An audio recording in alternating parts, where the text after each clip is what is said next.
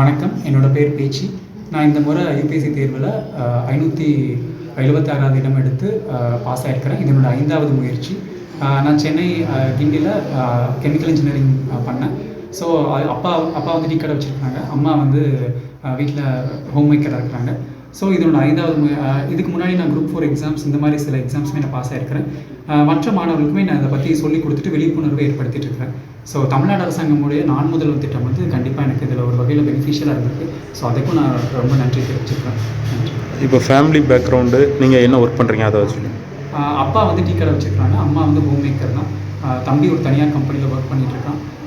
நான் அதுக்கப்புறம் வந்து இப்போ கடந்த ஆண்டு டிஎன்பிஎஸ்சியில் குரூப் 4 எக்ஸாம் நடத்தினாங்க. ஸோ அதில் தமிழ்நாட்டில் வந்து ஸ்கூல் எஜுகேஷன் டிபார்ட்மெண்ட் செலக்ட் பண்ணியிருந்தேன். ஸோ அதில் ஒர்க் பண்ணிகிட்டு இருந்தேன். அது ஒரு சில மாதங்கள் ஒர்க் பண்ணேன்.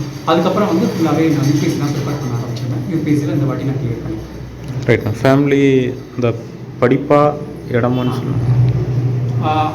அப்போது நான் 2018 நான் கிராஜுவேட் ஆனதுக்கப்புறம் வந்து எங்ககிட்ட ஒரு நிலம் இருந்தது. ஸோ அப்பா வந்து அதை படிக்க வைக்கணும்னா மேற்கொண்டு அதை விற்று தான் படிக்க வைக்கணுன்ற நிலமை இருக்கும்போது கேட்டாங்க, படிப்பு முக்கியம், நீங்கள் படிக்க போகிறீங்களா இல்லை இந்த சொத்து வச்சுக்கிறீங்களான்னு கேட்டாங்க.